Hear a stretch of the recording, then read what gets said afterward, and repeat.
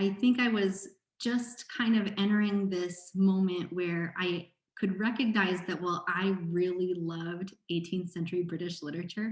I didn't actually believe that every student needed to learn 18th century British literature in order for them to have productive, meaningful lives.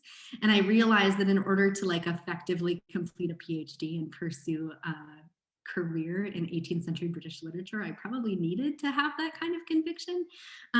But because so much of the work, the work that I did as a graduate student in Iowa, had to do with writing. I really do believe that every student learning how to write and how to advocate for yourself as a writer is absolutely essential. And so a couple of the things I did, I worked really closely with the Old Capitol Museum. And so I curated a museum exhibit for them about 18th and 19th century British women writers that opened alongside the British Women Writers Conference back in 2009.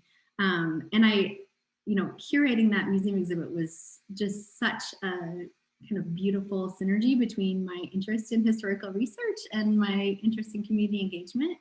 One of the threads that's actually continued in really interesting ways is I started a Jane Austen book club originally at the Coralville Public Library, and just said, like, I love Jane Austen, other people do too. Maybe people want to get together and talk about it, and I can give some historical cultural context that people might find interesting, but mostly just kind of get together and talk.